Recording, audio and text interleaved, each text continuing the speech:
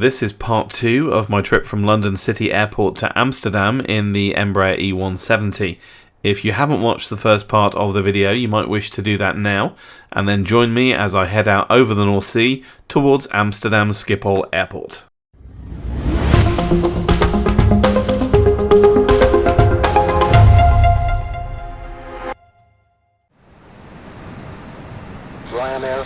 Hello and welcome back to part 2 of my flight from London City to Amsterdam in the Embraer E170 by FeelThere.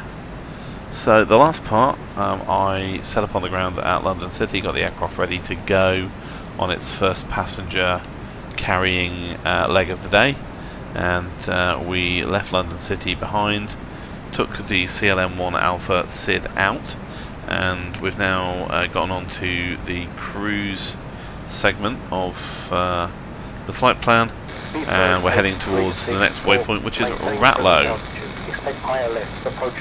And here's my runway. Transition SUG1. Present altitude RED Foxtrot 1 Alpha ILS approach, runway 36 right, transition SUG1 Speedbird 8364.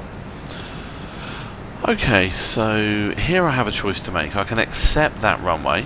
At the moment, Amsterdam is landing on runway 36 right and 36 centre, and it's taking off on 36 left. It's also landing and departing on runway 0609. But that would generally be for smaller aircraft. So I can take 36 right, and it's fine. The only problem is there is an issue, I think, with the navigational data, and when we come to make our final turn onto the runway, I have to take over and do it manually. It's not a huge big deal, but obviously you expect the FMS to fly the flight plan for you, and in this case it doesn't for whatever reason.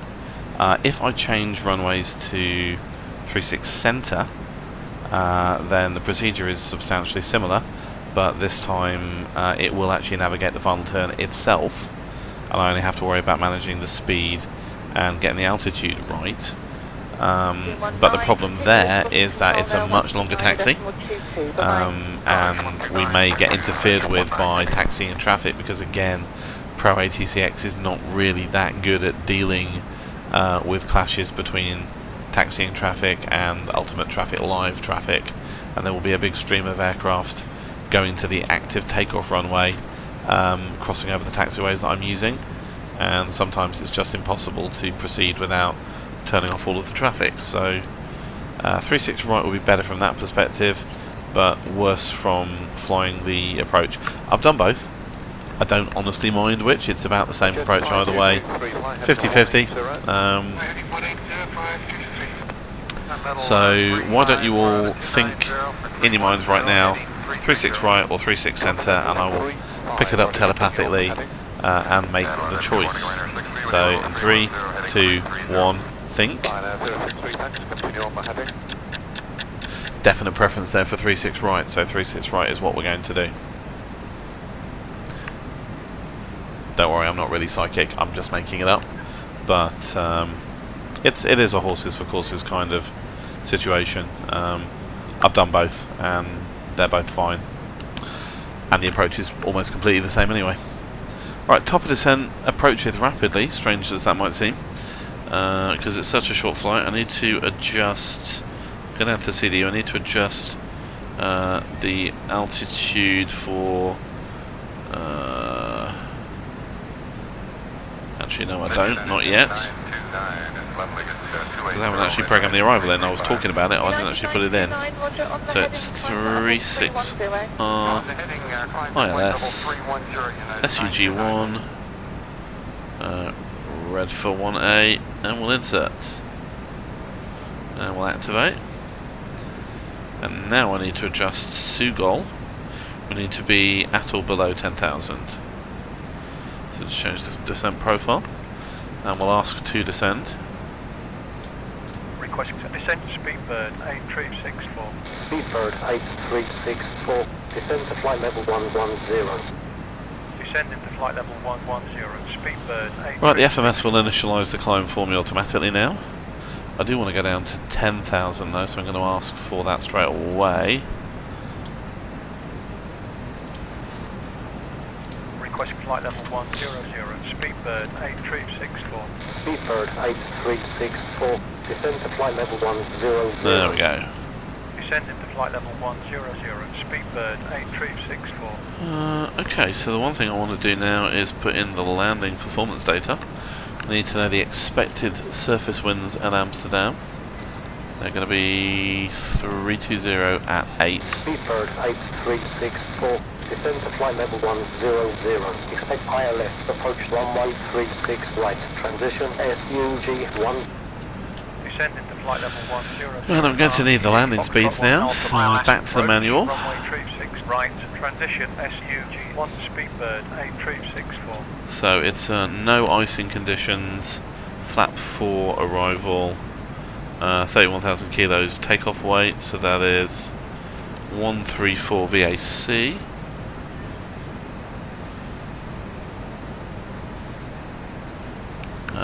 It is 128 VREF at flap 5.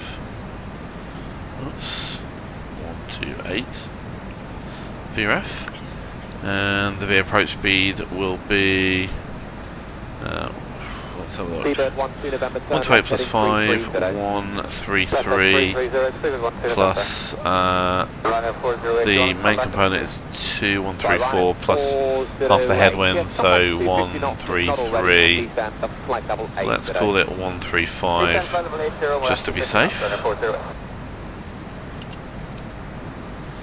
And that's all the programming we need to do down there.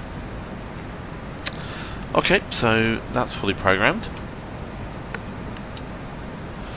See, clouds are just starting to appear, so obviously it's not completely realistic that they would just spring out of thin air like that, but that's really the best that Active Sky can do with the EA weather system. It really does need improving, but Active Sky has done quite a lot to improve it and improve the look of the clouds, avoid the sort of the grid look that you get on clouds by default. They are a little bit unsharp, but it can't really be helped. Generally speaking, I think Active Sky's done a very good job, and I've managed to get them decently synchronised. The clouds are not exactly the same, they're not in exactly the same place, but the weather is very, very similar. Okay. We're approaching Sulut at just under 25 miles. Ladies and gentlemen, so things will start moving fairly quickly soon. And therefore we ask you to fasten your seatbelts again. I never actually turned off the fasten seatbelt sign, so electronic equipment now. Thank you. If you have booked a connecting flight but don't have a boarding card yet. And now there is the pancake griddle effect on the clouds. Like I say, you can't always 100% avoid it. It's to do with the way that True Sky procedurally generates clouds, and from what I understand, there's not a lot can be done about it. It is a function of how True Sky works. Active Sky will gradually adjust the parameters to try and remove this, but that may take a little while. So I'm afraid it's pancake griddle until we get there.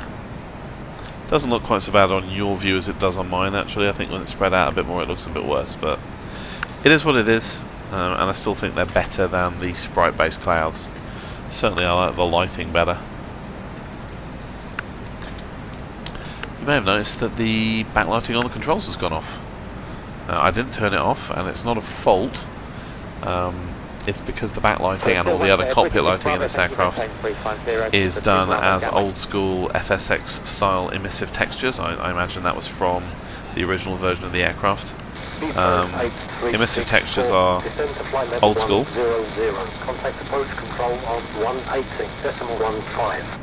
They're still used in quite a lot of places. For example, for runway lighting and certain other things, and they're basically just they're alternate versions of the daytime textures that have light components to them, and the sim turns them on globally when it gets dark enough, and it turns them off when it gets light enough. So what happened is that it got light enough as far as the sim's concerned for it to be officially daytime, and it turned off the emissive textures, and thus the control backlights have gone. And if we had the cockpit lights on, they would have gone off as well, and the cabin lights have also now disappeared. This is not great. It's probably one of the single biggest faults with this aircraft. You would normally be using dynamic lighting for that sort of thing, and that would just work when it's supposed to. But yeah, it is what it is. If you actually look on the picture-in-picture, you can see the clouds on my view here are, for want of a better word, pulsating. This is because Active Sky is changing the volumetric cloud parameters. Sometimes it sort of gets in a loop where you see this pulsating. It wasn't pulsating on the host machine, so it's kind of hit and miss. You just have to accept that if you're going to use EA with Active Sky. It's still better than the alternative, I believe. Okay, we're making a turn at Sulut in just under 7 miles, and that brings us on towards Sugol. We need to be at 10,000 feet by then, and at Sugol, that's our initial approach fix. We will turn on to the approach proper. And at that point I'm going to shut up and concentrate on the flying, so we don't have a lot of time. I did want to talk a little bit about Microsoft Flight Simulator. That's a perennial topic for us on the channel. I'm just going to zoom out the display again, or zoom in, I suppose it would be. I've been watching Microsoft Flight Simulator with interest. It is so much a mixed bag. I mean, obviously it is the platform at the moment. It's got so many more users than any other platform right now. How many it will keep remains to be seen, of course. And it always seems to be up and down. You know, they fix something and they get it working well, but something else breaks. It's very much like whack-a-mole, but they seem to finally be getting on top of it. And some of the payware aircraft coming out now are of a much higher quality than the stock aircraft. It doesn't change the fact that it's still fundamentally a desktop sim. It does not have multi-window support. You can pop out panels onto other monitors, but that's it. It doesn't remember those popped out panels when you save the flight scenario, and it doesn't restore them. And also, if the popped out panel has any kind of touch control on it, so a click spot for the mouse or click spot for touch, you can't use it. You can only use the click spot that's actually in the virtual cockpit. And frankly, this is a result of having designed the entire view and rendering engine for the sim as a single monitor gamer style renderer. You know, this is, as I understand it, it's based on the same renderer that was used for the Forza game series, and you know, very focused on single display, and can do big wide pictures if it's got a big wide display, but it can't do separate view windows. And without that, I can't do my 180 degrees here. I can't pop out panels properly and put them onto my screens here. I'd have to use something like Air Manager, which doesn't have a usable G1000, doesn't have lots of other usable instruments. All in all, for cockpit builders and serious advanced configurations, MSFS is just not viable right now, and there's no sign that it will be before next year, possibly the year after, who knows. It's going to be a long time before MSFS runs on this simulator. Now, I may well get it and install it on my other desktop if I can finally buy a better graphics card, which is a sore point, of course, because I am planning on taking this whole sim down at some point later in the summer, and actually I'm going to move it physically in the room, and I'm going to extend the screen frame to 210 or possibly 240 degrees. I'm going to give it a new surface, add a third projector. I'm going to completely redo the way that the projectors are mounted, and I'm going to rebuild the console to sort of version 2, probably a little bit wider with slightly different options, and just trying to get it a bit more pro this time. And I may even go as far as building some kind of enclosure if I can get that in without fouling the projectors, Speedbird 8364, which is a big if. Flight level 70, speed 2250. Okay, 70. Approach runway 36, right, transition, Sierra, uniform golf, 1. Descending to flight level 70. 70 is what we should be at when we hit SPL, which is the next major waypoint after Sugol. One Speedbird 8364. And that sim rebuild, or it's basically version 2 of the sim, is going to take several months to do. So whilst I've got the sim down, I obviously won't have a full size sim to play in. So the best thing for me to do would be to either put a simulator on my main desktop PC, or possibly take one of these PCs with a big monitor and some of the controls and actually try and make a small static desktop style sim. And if I did that, you know, with just a single screen, if I did that, then it would actually make sense to put Microsoft Flight Simulator on there and actually give it a go. So you may yet see Microsoft Flight Simulator on this channel, but when I get into that phase, I'll be doing mostly videos about the takedown and the rebuild and the design and all those sorts of things. So it's going to become very heavily focused on techniques rather than flying, which they seem to be the popular videos. The flying videos are generally not very popular. I don't think I've gone over 1,000 views on any of them. Given I have a tiny audience, and if you're a member of it and a subscriber, then thank you very much. And that's fine. I was not looking to become a major YouTube star or anything. But I do know that other channels that are quite similar to this one get much higher views for the flight videos, I guess because the algorithm recommends them, which it doesn't for this, which is why the likes and the subscribes and the notification bell all definitely helps raise the profile. If once you get noticed by the algorithm and you're being suggested to the right kind of people, then your views will obviously go up. But I'm happy where I am. It's not a big deal or anything. But the focus will definitely shift for a while to the techniques videos, and I guess that's going to be good news for some people who like those sorts of things. I like all of it, of course. Alright, we've made our turn at Sugol. We're now on the approach proper. There's the Dutch coast ahead of us, and Amsterdam right ahead. And the port of Amsterdam is there.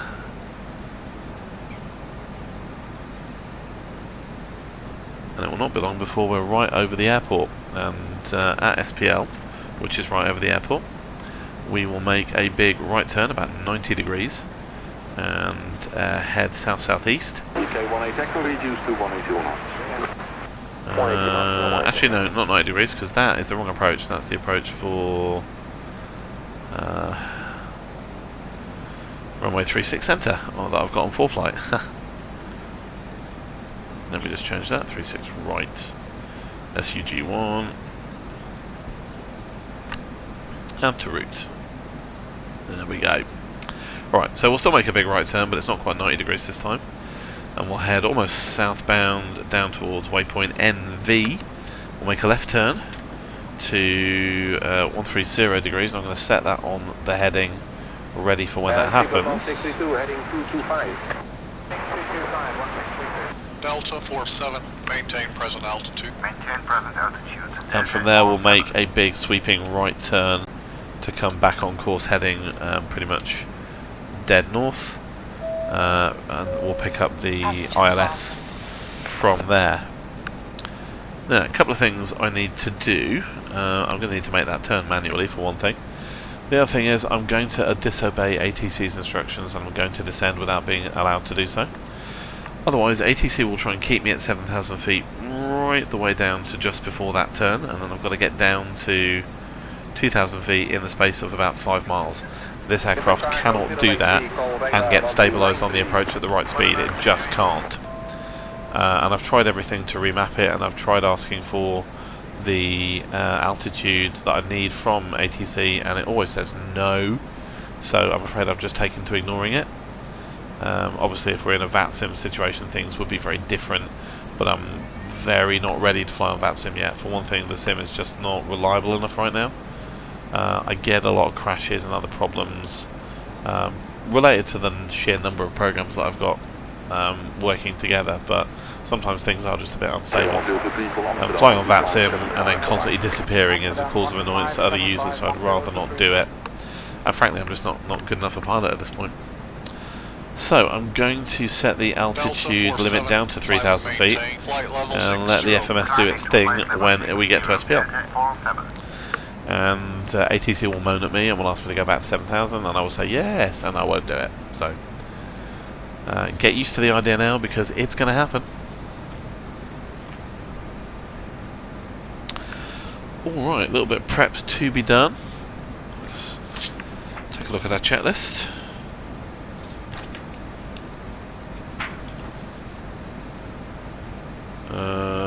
In fact, yeah, nothing we need to worry about. Just check that the altimeter is set correctly. Good call, because I forgot to go off down the barrow. Oh, it's something you forget, isn't there? I have no idea what we're doing there. Why on earth are we there? Oh, I know why we're there. We should in fact be here. Setting the auto brake to medium. On the overhead, there's nothing needs doing right now. And again, and I do this all the time, I forgot to lock the cockpit door. Oops. Let's just pretend you didn't see that.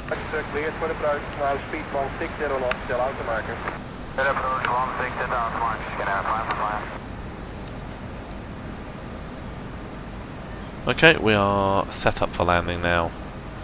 All I need to do is turn on the landing lights. Let's set the course for both the pilot and the co-pilot course indicators to 360, which is of course the heading of the runway. Got to do that. I'm going to activate the course into the FMS, so we'll transition directly to approach mode when we reach the right point in the flight plan. So there's Amsterdam down below us. Lots and lots of buildings. This is Orbex's True Earth Amsterdam. Well known for the sheer number of buildings, and finally in V5 with the right settings you can pretty much fly it at very high scenery complexity and get decent frames. Not to say we won't get the occasional little bit of sluggishness on this approach, we will, but by the time we actually get onto the final approach, everything should be performing nicely. Okay, we're turning over the airport at SPL. Just see a couple of the runways down there. You can also see things slowing down a little bit. Yeah, that's fine. That will improve. And we're turning towards NV, and we have started our descent down to 3,000 feet.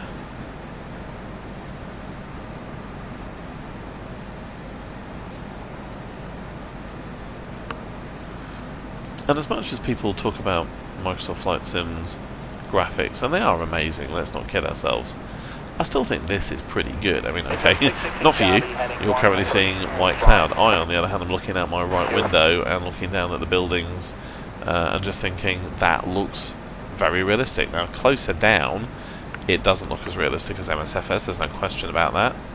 And also, you have to buy very complex add-on scenery to get the same level of basic coverage that it has out of the box. I'm not arguing that its graphics are better. Clearly it's a quantum leap. Actually, I shouldn't say a quantum leap, because that means the smallest possible leap. Well, actually that depends on exactly how you choose to see it. It could be the leap to the next energy state. I've no idea why I'm talking random physics in the middle of this approach, but there you go.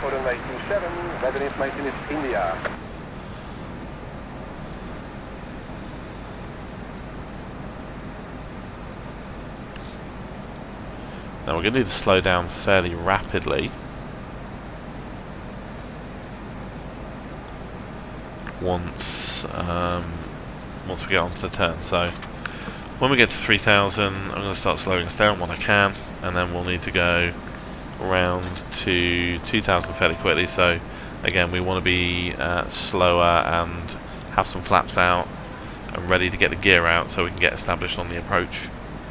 That's the key thing I found with this aircraft. Nonetheless, The autopilot is definitely a bit on the sluggish side, and we do tend to lose the glide slope, so once I've gotten established on the glide slope, I usually take over into flight path angle mode. Climbing to flight level 70, Speedbird 836. There's the point where I'm going to ignore ATC, sorry ATC. Going to get a manual speed control, and we're going to start slowing down now. 220 knots, we want to make the turn at about 200 knots. So let's just bleed off that speed. Making the initial left turn out to heading 130. And fairly soon I'm going to need to take over manually. Okay, 18 Echo down 2000.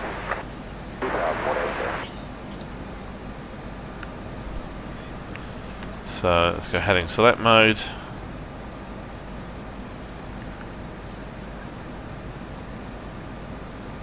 And we'll begin to move into that turn.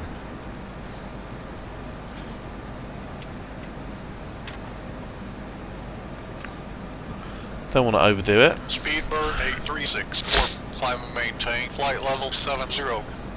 Climbing to flight level 70, Speedbird 8364. And again, I'm not going to do that, and I've actually dropped the altitude bug down to 2,000 feet to allow the FMS to deal with that. Back to FMS mode.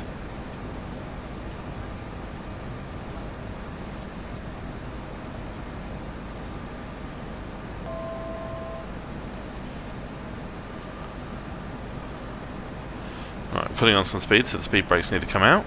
Rapid 639, descend to 2000 on 1016, keep the speed and clear for the approach on runway 27. Clear for approach runway 27, descending 3000, 1016, stroke 629, maintaining speed.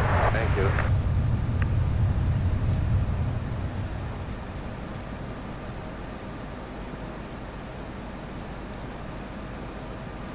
Coming around the turn.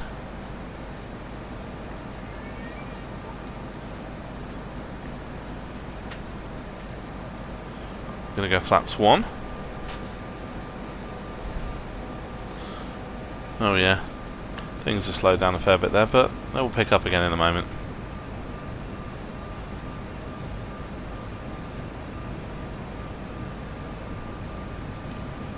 Alright, we'll straighten out now. Can't quite see the runway lights ahead, but they are there.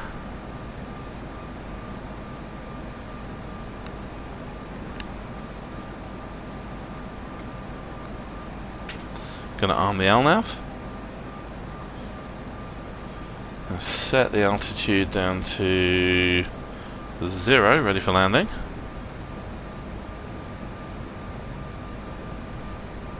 And we're gonna go flaps 2.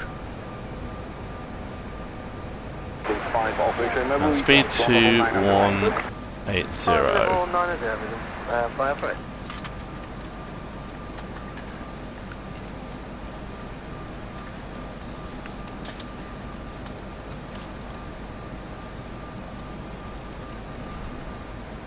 Run ourselves way off course. Descend and maintain 2000. Cleared final approach. Contact tower at the marker. Frequency is 118.1. Descending to 2000, cleared approach. Tower at the marker 118.1. Speedbird 8364. Speed to 160. Flaps to 3. And then to 4. And we'll stay there until we're on the approach, then we go to flaps 5. Doesn't actually extend the flaps any further, it just changes the FMS mode.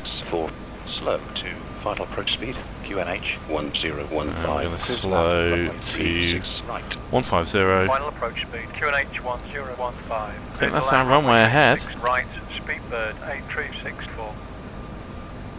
And there goes the LNAV, so we are back on course.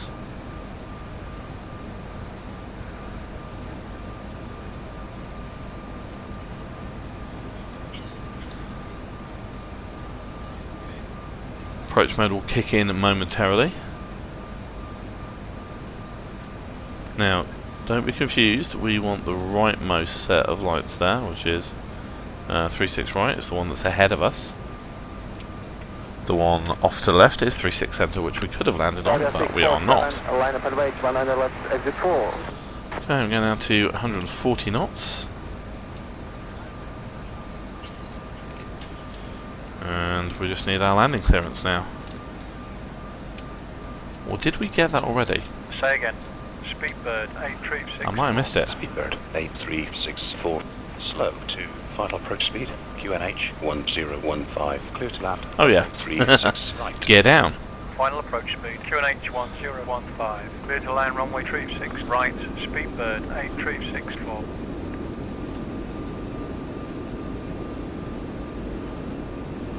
Okay, we're in approach mode. We've captured the localizer and the glide slope. Got to keep my eye on the glide slope though, because we may need to go over to flight path angle mode in order to maintain it.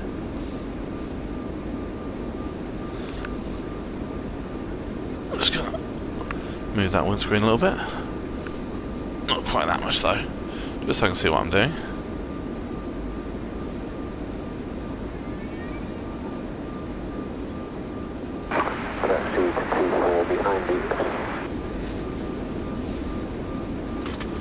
Right, we are slightly under the glide slope, so I'm just keeping an eye on it, just in case. We're looking pretty good at the moment.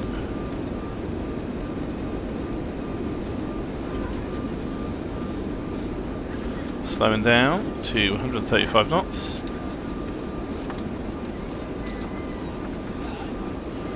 Nose pitching down a bit.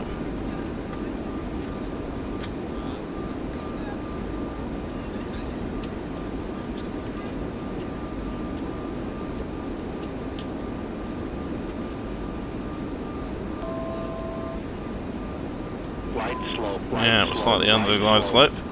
That is not the end of the world. Let's go FPA mode. Whoa, yeah, I can see why as well. Way too far nose down there. Now let's nose up. Happy light's telling me that I am way too low. Just going to level it out a bit.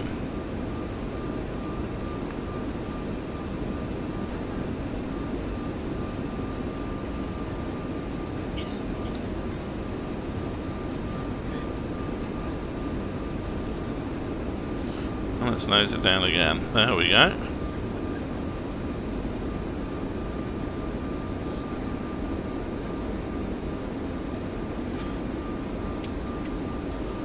Come to 500 feet.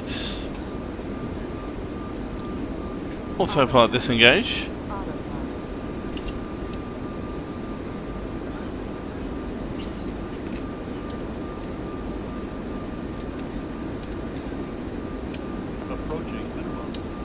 Okay. Continue. Continue. I was a little bit early with my continue there.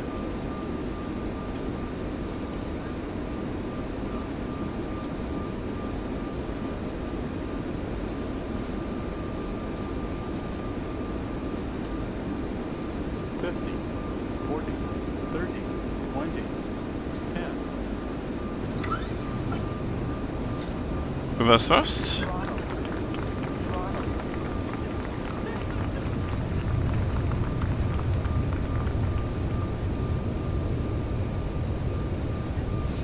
Speedbird 80 knots. 364. Exit to the left. Contact ground 121. Missed that one, unfortunately. 121.7. Speedbird 8364.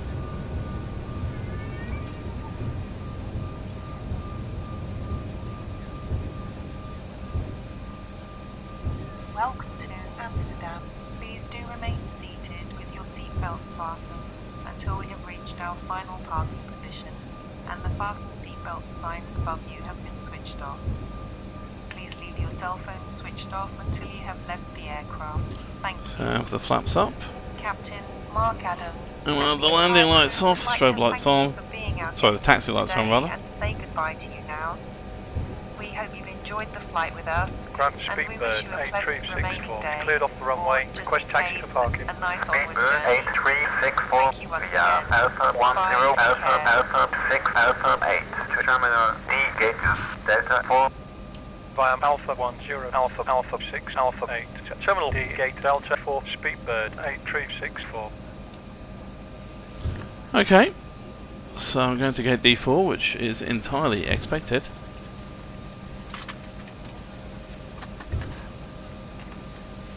That landing was, I think, a little bit fast. The auto throttle was quite slow in throttling back, so I think it was still at about 40% thrust when I touched down. I would have been in danger of hovering in ground effect, I think.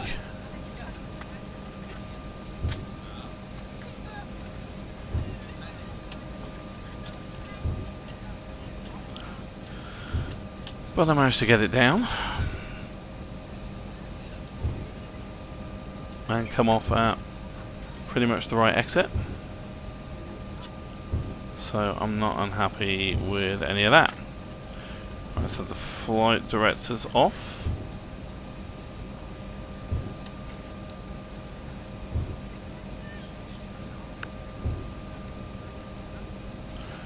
And we're coming around the corner here.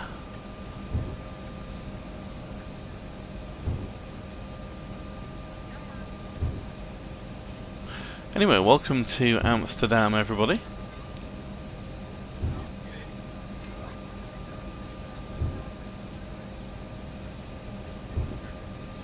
Not the best landing I've done here, not the worst.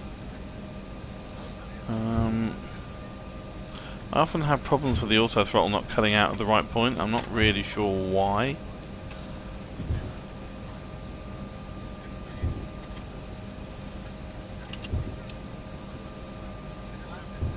But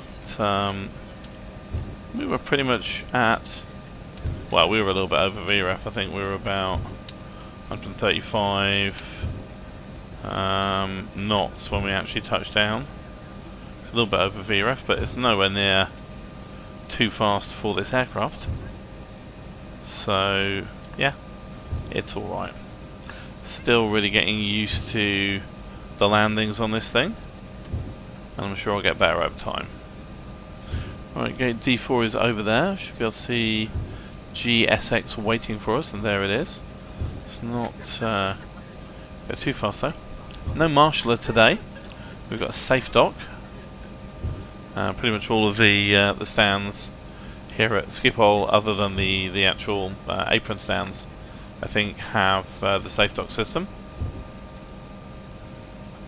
So we'll kind of be our own marshaller.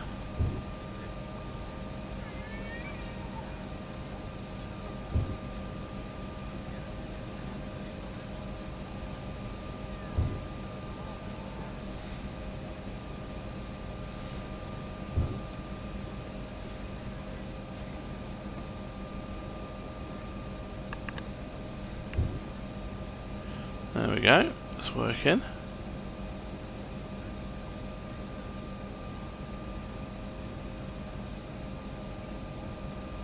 And we'll stop there. Parking brake goes on. Down to the FMS, and engine 2 stop, engine 1 stop. We'll cut over to the APU, and we'll have taxi, strobe. Ooh, strobe lights should have been off from the runway. Never mind. Nav beacon lights off. Cockpit lights back on.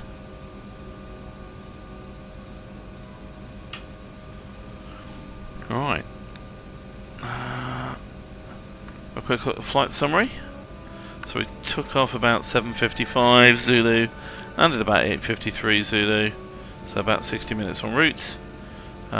We used 1,856 kilos of fuel, average ground speed 245 knots, and the air distance 230 nautical miles.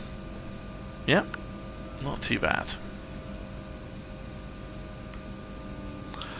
Alright then, so ground power will be available shortly, so we'll want to turn off the APU.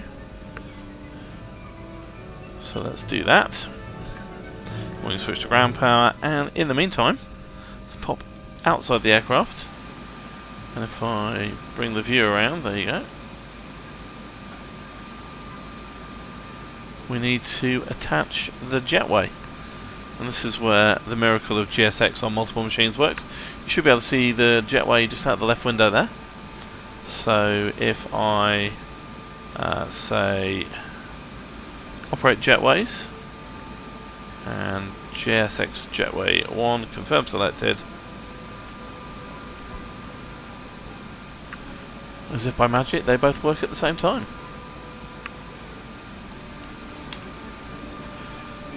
I think I deserve a nice big drink.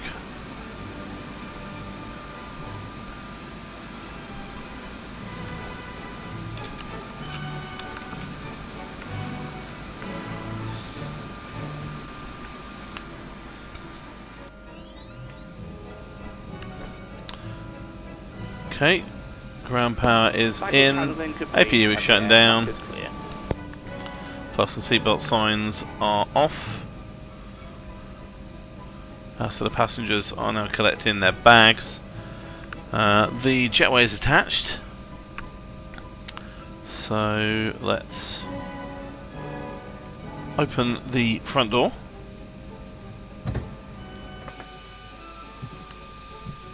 And we'll request deboarding from GSX. They want me to open the baggage doors. There you go. And the baggage loaders are lining up. The reason why that other baggage loader was taking a long circuitous path is because of the trick I used to get passengers from the terminal at EGLC, which is that it thinks the wings are a lot bigger than they are when it actually tries to go around the wings. Although why it tries to go around the wings, given it's so much lower than the wings, I do not know. Anyway, and I can see the baggage vans moving at my right window here, just like they're moving on the apron for you.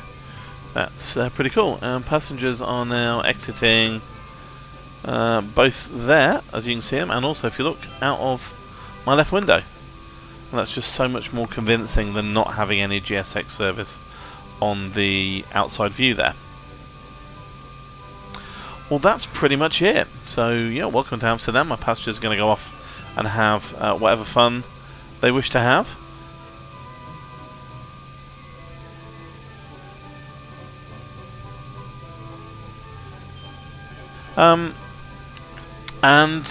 That's pretty much it for this video. So the next video is very likely to be a tips or techniques video on how I got the E-Jet synchronized across 2 different computers in the sim, and then we'll probably do some more flying videos in the Embraer after that. I might take it out to Berlin-Brandenburg Airport, I quite fancy that, or maybe back to the UK into Edinburgh or Manchester or something like that.